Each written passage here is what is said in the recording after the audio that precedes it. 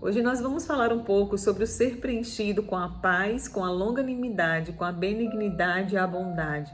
Nós vamos começar a pensar um pouco sobre o que é a paz, do ponto de vista divino. Jesus, antes de partir, em um dos seus últimos discursos, ele falou para os seus discípulos: deixo-vos a paz, a minha paz vos dou, não vos-la dou como o mundo a dá. A paz que eu tenho para você, ela não é como a paz que há no mundo. Em Romanos, no capítulo 14, no versículo 17, Paulo ele declara o seguinte: o reino de Deus não é comida e não é bebida, mas é justiça, paz e alegria no Espírito Santo. Jesus, quando ele veio à terra, ele inaugurou o seu ministério sobre uma declaração: o reino de Deus é chegado, arrependei-vos e crede no Evangelho. Todo o ministério de Jesus, toda a comunicação do ministério de Jesus, ele falava sobre um reino. E reino fala para mim sobre governo. Ele falou o tempo inteiro, ele demonstrou o tempo inteiro que o reino de Deus era chegado, que o reino de Deus estava se manifestando, transformando ambientes, transformando vidas, transformando pessoas. E a proposta de Jesus era para que para que nós entremos nesse reino. Ele diz: olha, ore ao Pai, venha o teu reino, seja feita a tua vontade, assim na terra como é no céu. Existe um reino que deseja se estabelecer em você e através de você. E esse reino ele é estabelecido com a vinda do Espírito Santo, fazendo de nós a sua habitação. Por essa razão, Jesus ele declarou: olha, eu estou indo, mas eu vou deixar a minha paz, porque quando eu for, ele virá. Quando eu for para o Pai, o Espírito Santo virá e fará em você morada. E quando ele vier e habitar dentro do seu coração, ele vai gerar os frutos do Espírito. E dentre esses frutos do Espírito existe a alegria e o amor, que nós falamos no vídeo passado, mas existe também uma paz. Existe também uma bondade, uma benignidade, uma longanimidade e tantas outras coisas. Em Filipenses 4:7 diz: para que a paz de Deus, que excede todo o entendimento, a paz de Deus que excede todo o entendimento, guarde a vossa mente e guarde o vosso coração. Quais são os lugares da nossa vida que nós somos constantemente atacados e entramos em conflitos, entramos em guerra? Na nossa mente e no nosso coração. E a proposta que Jesus tem para nós no Espírito Santo é nos preencher dessa paz que excede todo o entendimento. Ou seja, não dá para você fazer um cálculo e dizer: eu sinto paz por conta disso. Não, eu tenho paz porque foi-se a pandemia, eu tenho paz porque as nações não estão em guerra, eu tenho paz porque os meus celeiros estão fartos. Não, Jesus ele diz: a minha paz, ela é diferente, ela excede o entendimento. Não dá para você entender, não existe um cálculo exato sobre a minha paz. Na verdade, ela é loucura para aqueles que não creem. Ela é loucura. Como você consegue sentir paz mesmo estando enlutado? Como você consegue sentir paz mesmo no meio de tantas perdas? Como você consegue sentir paz mesmo estando endividado? Como sentir paz no meio da guerra? E Filipenses 4:7 fala sobre isso. Ela guarda o nosso coração. E quando eu penso que Deus ele guarda o nosso coração e a nossa mente, é uma blindagem. Não é que os problemas não estejam vindo, não é que você não seja atacado, não é ausência de guerra, não é ausência de ataques, de dores, mas a sua mente ela é guardada, o seu coração é guardado. É uma blindagem que o Espírito Santo faz. Essa é a proposta da paz que o Espírito Santo gera como um fruto nos nossos corações. Filipenses, ainda ele diz o seguinte, Filipenses 4, do 7 ao 9. E a paz de Deus, que excede todo entendimento, guardará os seus corações e as suas mentes em Cristo Jesus. Se você está acompanhando todos os vídeos e essa jornada, você já deve ter percebido que não existe vida fora de Jesus. Não existe fruto fora de Jesus. Todas as coisas convergem em Jesus. E Jesus, ele declara isso o tempo inteiro. Se você estiver em mim, eu estiver em você, você vai funcionar, você vai dar fruto. E aqui em Filipenses ele diz isso, olha, a sua mente será guardada, o seu coração será guardado em Cristo Jesus. Você precisa estar em Cristo Jesus para ter esse benefício de ter a sua mente e o seu coração guardado, mesmo no meio da tempestade.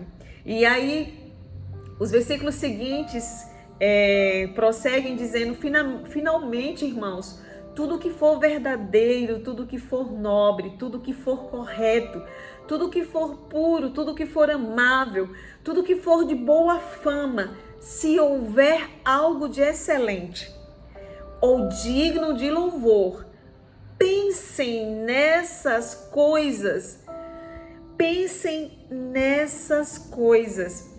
Tudo que vocês aprenderam, receberam, ouviram e viram em mim, ponham-no em prática, e o Deus da paz estará com vocês. Sabe o que eu acho interessante na vida cristã? É porque nós não podemos nos isentar da nossa responsabilidade. Deus, ele traz isso muito firme para nós desde o princípio. Eu queria tanto estar sentindo paz, eu queria tanto ser inundada por essa paz que a palavra diz. Eu quero tanto pensar e os meus pensamentos serem inundados de paz, o meu coração ser inundado de paz. E a Bíblia diz, olha, em primeiro lugar, você precisa estar em Cristo Jesus, porque é Ele que vai gerar isso em você. Você percebe que sem Ele você não pode? Não dá. Você não vai conseguir sozinho, então você precisa estar em Cristo Jesus. É em Cristo Jesus que a sua mente, o seu coração será guardado.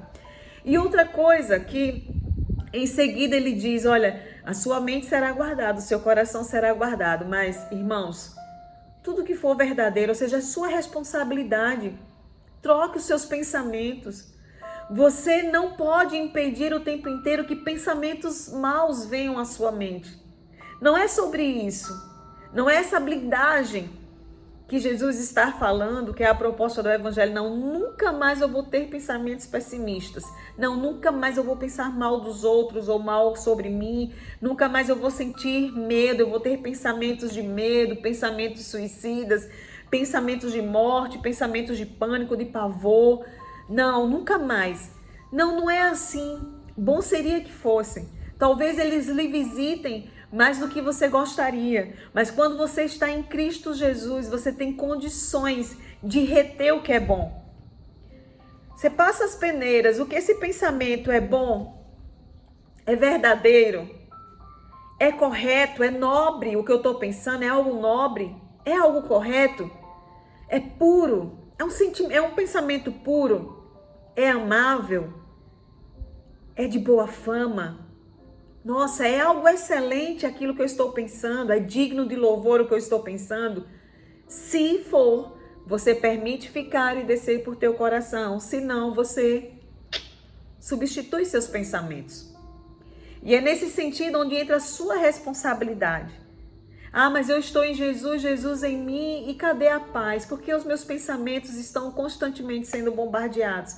Talvez porque você está esquecendo de fazer a sua parte. De colocar diante do altar de Deus os teus maus pensamentos. Deus, estão aqui os meus maus pensamentos. Eu quero pensar coisas boas, eu quero reter as coisas boas. E você fazer esse exercício constantemente. É bom, é agradável, é de boa fama, existe louvor, existe pureza nisso que eu estou pensando, é correto. Pronto, então fica pensamento, eu quero ser abastecido. E a Bíblia diz, nisto pensai. Ou seja, é sua responsabilidade escolher no que você vai pensar ou no que vai ficar na sua mente. Escolha a paz. Portanto, como povo escolhido de Deus, santo e amado, revistam-se, se vistam de profunda compaixão, bondade, humildade, mansidão e paciência. Suportem-se uns aos outros e perdoem as queixas que tiverem uns contra os outros. Perdoe como o Senhor lhes perdoou. acima de tudo, revistam-se do amor, que é o vínculo da perfeição, é o elo perfeito. Que a paz de Cristo seja um juiz em seus corações, visto que vocês foram chamados a viver em paz, como membros de um só corpo. O teu chamado é para viver em paz. Colossenses 3, do 12 ao 15. E a Bíblia diz, mas em Hebreus 12, do 12 ao 14, portanto, fortaleçam as mãos enfraquecidas e os joelhos vacilantes. As mãos que estão fracas, os joelhos que estão vacilantes, façam caminhos retos para os seus pés, para que o manco não se desvie, mas que seja curado. Essa é a vontade de Deus. Se a sua mão, se os seus joelhos, se as suas pernas não conseguem avançar, ele diz, olha, esforcem-se para viver em paz com todos e para serem santos, porque sem a santidade ninguém verá o Senhor. Às vezes nós focamos tanto na santidade, não é? E nós esquecemos que o que precede a santidade é viver em paz com todos. Não adianta eu lutar contra o pecado, e entenda aqui o que eu estou falando sobre não adianta. Eu estou dizendo que uma coisa acompanha a outra. A paz acompanha a santidade, a paz com os outros. E Romanos vai falar sobre isso. No que depender de você, tende paz com todos, né? No que depender de você, a gente sabe que não depende de nós o tempo inteiro.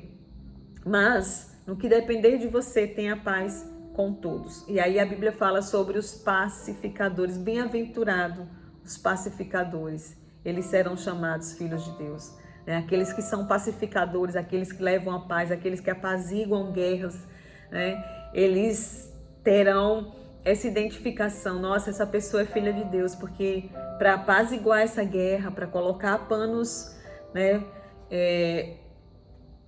em cima dessa ferida, tem que ser filho de Deus. E aí a gente vai falar rapidinho sobre a longanimidade, a bondade e a benignidade. A longanimidade é a virtude de se suportar com firmeza contrariedades em benefícios de outro.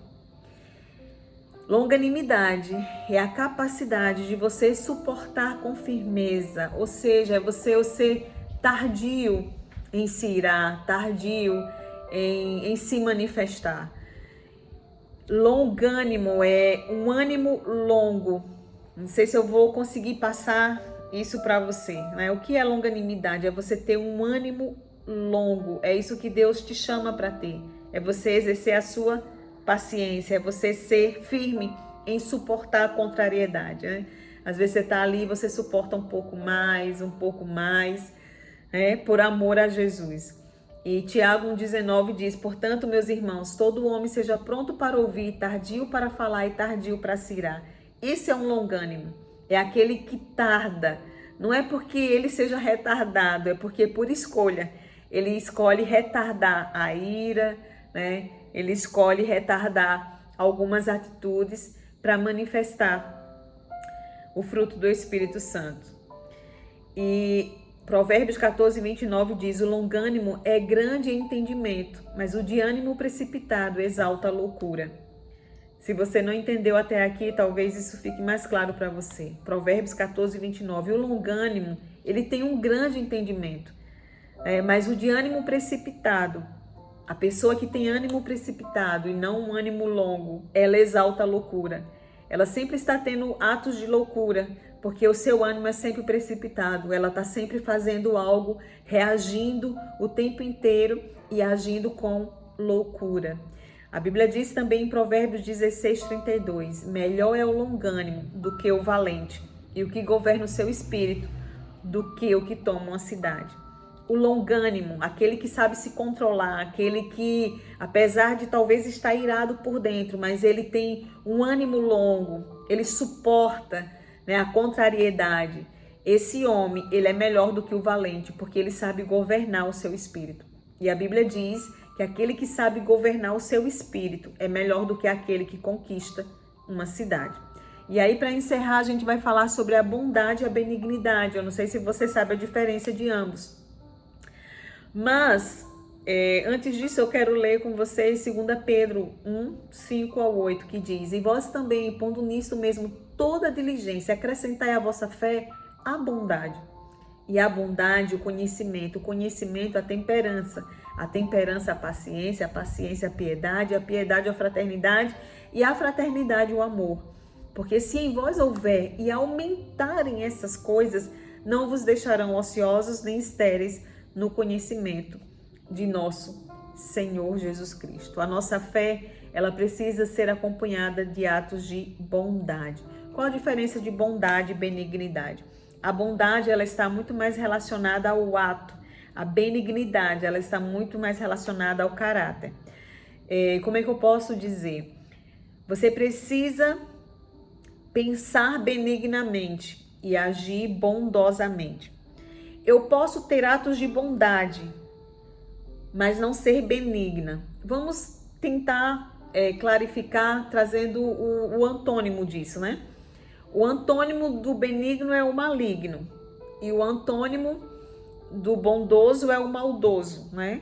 Tem pessoas que são boas e outras são más. Algumas são benignas e outras malignas. A malignidade está ligada ao pensamento e ao sentimento. A maldade está ligada à ação, né? Poxa, fulano foi tão maldoso, né? Ele falou isso, ou ele feriu, ou ele agiu assim, né? Ou fulano foi tão bondoso, eu posso ter um ato de bondade, mas não estar benigna no meu pensamento, não estar benigna no meu coração. Mas o fruto que o Espírito gera no nosso coração é aquele fruto que ele é um fruto perfeito. A sua ação bondosa, ela está intimamente ligada com o seu caráter benigno. Então Deus, ele eleva o nível quando o Espírito Santo está dentro dos nossos corações. Não é somente sermos bondosos, mas sermos benignos também. E aqui eu encerro esse vídeo, né? E espero que Deus tenha falado ao seu coração sobre essa paz, sobre essa longanimidade, sobre essa bondade e benignidade. E se você tem sentido dificuldade de agir em uma dessas esferas, né? Eu não consigo ter paz, ou eu não consigo ser longânima, eu tenho um ânimo precipitado, eu sou precipitada, eu estou falando, fazendo coisas precipitadamente, ou eu não consigo ser bondosa, tampouco benigna, né? A minha oração é que você entenda que existe um Espírito Santo que foi enviado, né? Nos foi dado como penhor, como selo. Ele nos foi dado pela graça, né, do sacrifício de Jesus Cristo, para produzir em nós tudo aquilo que nos falta. Eu sou tão vazia de paz, eu sou tão vazia de benignidade, eu sou tão vazia de bondade. Ei, existe um Espírito Santo que veio para ser essa água que jorra do seu interior. Existe um Espírito Santo que veio para gerar aquilo que você não tem, naquilo que você é infrutífera, naquilo que você é vazia. O Espírito Santo veio para preencher seu coração. Eu te aguardo no próximo vídeo. Nós vamos falar um pouco sobre fidelidade, mansidão e domínio próprio. Deus te abençoe.